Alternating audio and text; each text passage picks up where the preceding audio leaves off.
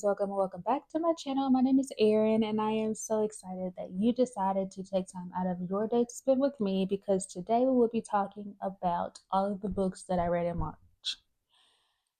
and all of the books that I read that you didn't get to see because I put out one reading vlog, and that was even in April. So no March reading vlogs went out, life. But I was reading. So let's talk about them. You'll see vlogs for them eventually, but we'll do a little brief overview of what I felt about the books, and then you'll see them pop up in vlogs as I catch up. And yeah, enough intro. Let us hop into the Storygraph statistics. I read 7 books in the month of March. That was a total of 2,605 pages, and my average rating was actually a 3.93. So not too bad of a month for me, even if it was a slow one. Let us go ahead and hop into talking about the books. We talk about the DNFs and work our way up to the 5 stars of the month so we end on a positive note. I have one DNF for March, and it's not even a full hard DNF. It's a soft one because my time on the audiobook ran out. And that's how I want to read it. So I basically just hopped back in line, and when the audiobook comes back, I will continue reading it, and that is Fury Song by Rosaria Munda. This is the third and final book in the Aurelian cycle. It is a YA fantasy series that features dragons, a rebellion, a very political climate, and all the things. I really am enjoying this series, and I'm very interested to see how it all wraps up. I think every one of our characters at the start of this book is in a very sticky situation, and everybody's going to have to do some maneuvering to kind of get what they want. But of course, everybody can't get what they want. So I think it'll be cool to see who ends up winning. And hopefully, it's the people that I like. I lied.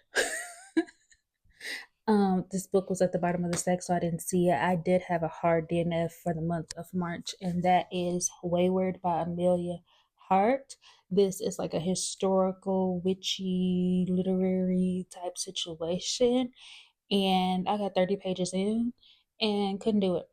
Couldn't do it. This definitely has some trigger warnings that you need to be aware of. It has flashbacks of abuse, and I just could not. And it was just a very sad overtone in general, and I just could not. And I'm really sad because now I have to get rid of this beautiful book, and it's like one of my favorite covers that I've ever seen in my entire life. I mean, being honest, this was strictly a cover buy, and I was kind of not sure if I was gonna like it anyway, but I decided to give it a shot just in case because I wanted this cover on my shelves. But it did not work out, and that is okay.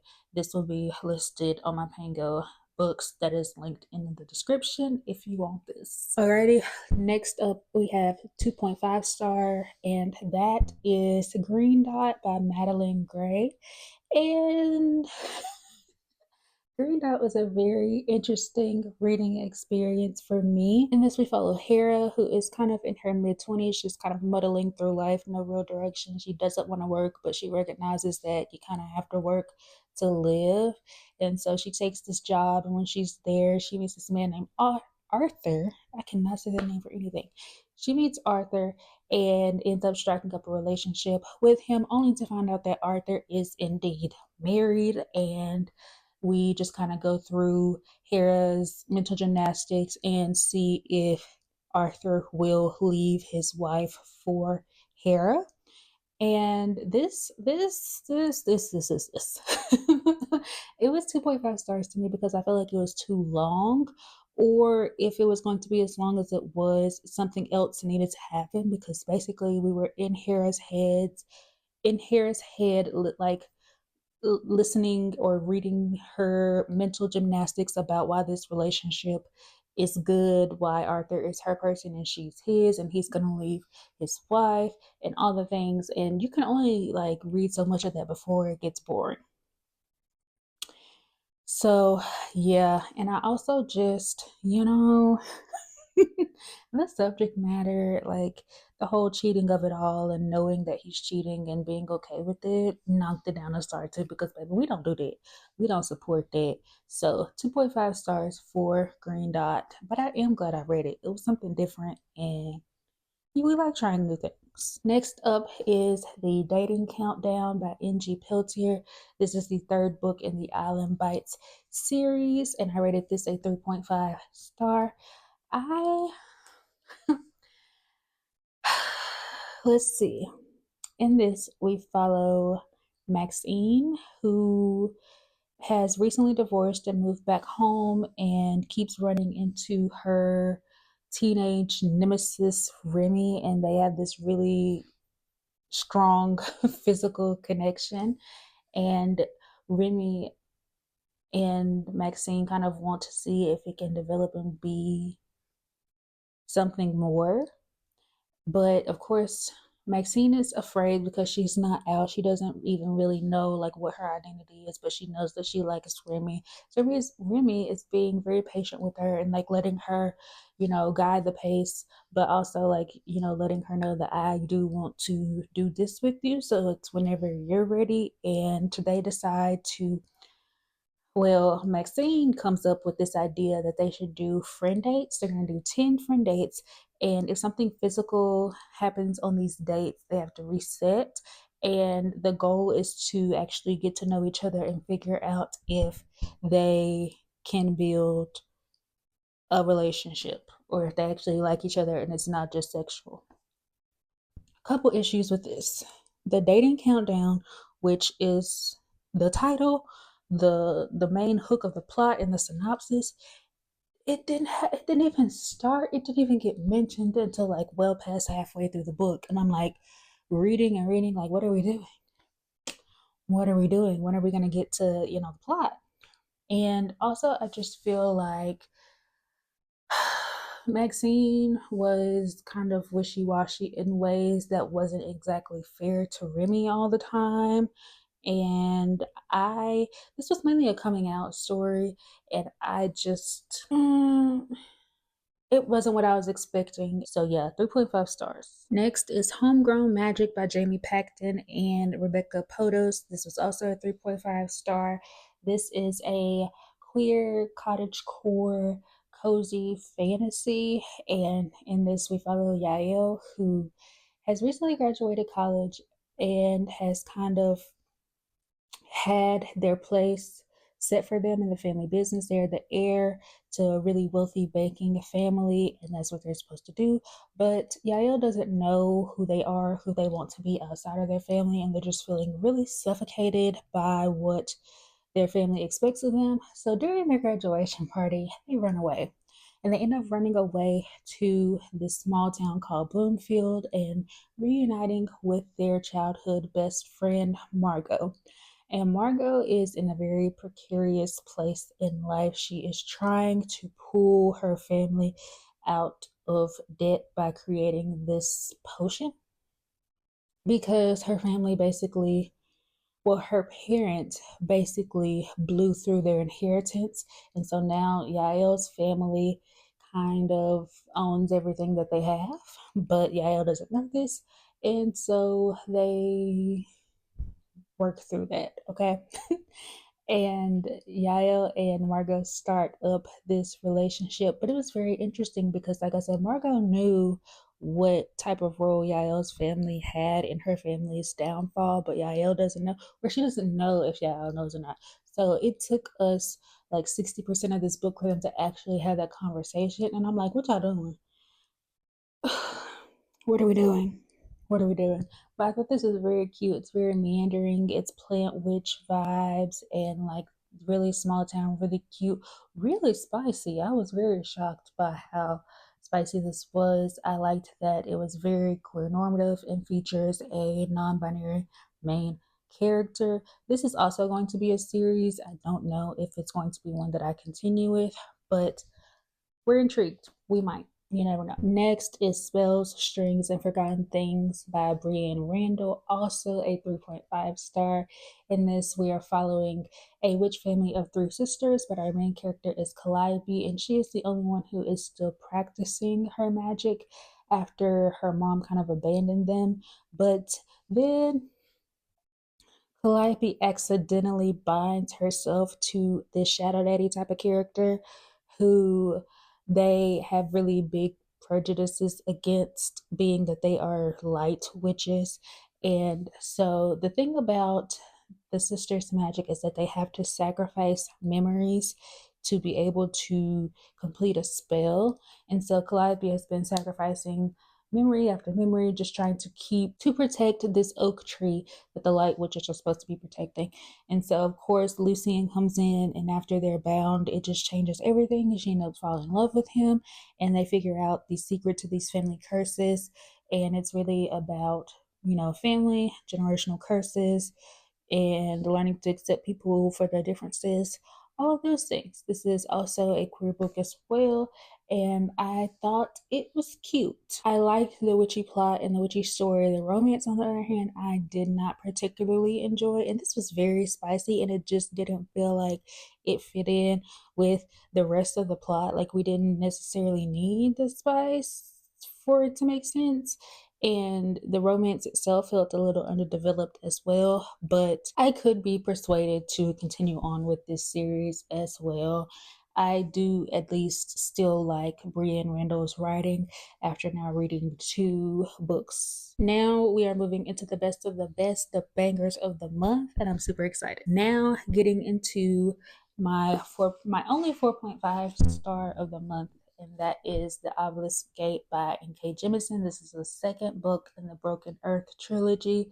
And friends, this series is really doing it for me. It's shaping up to be one of my all-time favorite series, and I will forever be grateful to Lex for pushing me to read it, because if she hadn't read it first and ranted and raved about it and kind of forced me to read it, then I would have never picked it up.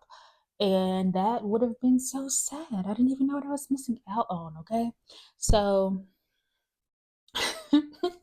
what can I say about this? This was heartbreaking. This was very informative, and it definitely answered some questions that I had after reading the fifth season about the world and how this is going to work out. But just the fact that my girl, Asun, is just, she can't catch a break, okay? And I just want her to have all the best things in life and to just be able to live. And sis always has something. She's always expected to save everybody. She's always expected to, do this or do that or be this to somebody. And I'm just like, girl, I'm tired for you, but you're still a badass because you're handling business, right? And yeah, I'm really excited to see how this is going to wrap up. I liked the introduction of the new characters, and I loved Hoa. I don't know why, but I love Toa. He is one of my favorite characters in this book, and I cannot explain to you why, but yeah, yeah. And we have two 5 stars this month, and I think both of these will definitely be on my best books of 2025, because the way that I just think about these books and just smile and giggle, like I can't even. So my first 5 star from March was Fear the Flames by Olivia Rose Darling, and nobody is more shocked than me that this was a 5 star, because I thought I was gonna like it at best. This has very like polarizing views. People either love it or they hate it and don't even finish it. And I thought I was gonna like it, but I more than liked it. I loved it. I was squealing, kicking my feet, giggling, all the things while reading this. I think that Caden might just be a new book boyfriend for me. Like, he just gave. He gave for me, and I'm here for it. So in Fear the Flames, we're following Elwyn, who is a princess, and her father imprisoned her along with her dragons, basically because he couldn't control them, right? So she's busted out of prison, but she doesn't have her dragons, and she runs into Caden, who is the commander of the enemy army, like one of the baddest, scariest people in all the lands. And he's like, hey, look, I'll help you get your dragons if you use them to fight with me against your daddy. And she was like, period, yeah, let's do that. So they hatch up a plan to release the dragons and to call war on Ellen's daddy. And along the way, they start falling for each other, and it's just the cutest thing ever. And I say cute in a very like not actually cute way, because when they meet, it's knife to the throat, literally. And I was eating it up from jump. And then just their banter, like the way they talk to each other, it's just so witty and so funny and so sarcastic. And I'm just, yeah. And the way that Caden is like touch her and die, and I didn't know. I did see y'all was telling me about touch her and die, but I didn't get it. I didn't fully get it until Caden, and now I'm like, yeah, yeah, touch her and die, yeah. That's my vibe now. I'm here for it. I'm a new fan. And not only that, but the way that they like saw each other and took care of each other and didn't shy away from the darker parts of each other. When I tell you, one of my favorite scenes was what I'm going to call the revenge scene, when they were doing some really gross, gory things, but I was rooting for them because they were doing it as a couple and working through it together. And I'm like, yes, yes, stand on business. Love that for me. Love that for y'all. Ready for the second book to come out in July. I will be stat for it. Like, I am so surprised by how much I love this book, but like, yes, love that for me though, because look, I needed a win in March. I needed a win. Okay. And then the last book that I'm going to talk about is going to be none other than my most anticipated of the year. Also a 5-star banger, best book of 2025, Cursebound by Saara El-Arifi. Y'all know how much I talk about Faybound? Let me talk about Cursebound now. You know, you got a new book this year, so I'm not gonna hold you and keep talking about Faybound. I'm gonna talk about Cursebound. Same difference. So in this, we pick up right after what happened in Faybound, and Erin is doing some things that kind of changes the course of everybody's situation, and we find out more about the lore and more about a certain subsection of people in this world. And look, I just loved being back with these characters because look, they're my friends, they're my sisters, they're my favorites. Like I love everybody down. I like that we got a new POV in this book. We got Fury's POV, and that just made me love her so much. Like now she is my favorite character. But also, I don't know what Fury did to Saara, but the things that she put Fury through in this book had me so sad for her and just wanting to give her a hug. My girl has to bounce back in a big way in the last book. It's gotta happen. But like also the plot reveals, twist. Look, I said that I needed something to happen when I read Faybound. I was like, it would just be perfect if this one thing happened. And when it happened, I was just screaming because I'm like, yes, yes. And I love this. I love this. I love that we have every type of relationship in here. So whether you own a part of the alphabet off here or not, it's a little thumb from you in here. And anyway, I just love this book and this series and this world so much, and I don't know what I'm gonna do when it finally ends. I'm not gonna be okay. I'm going to be unwell. Okay? Unwell.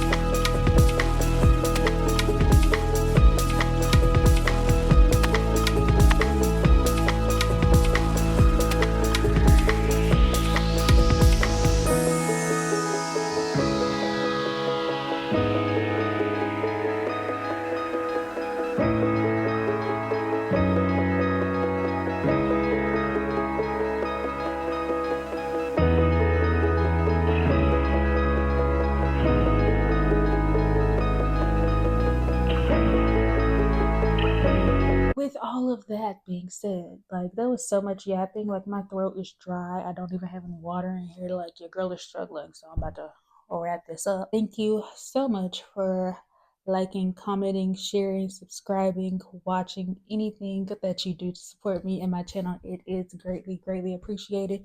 Thank you for sticking with me during this erratic uploading time or whatever. We gonna figure it out. We're gonna figure it out. But anyway, I hope you have the best day that you possibly can. Remember to take care of yourself, and I will catch you in the next video. Bye.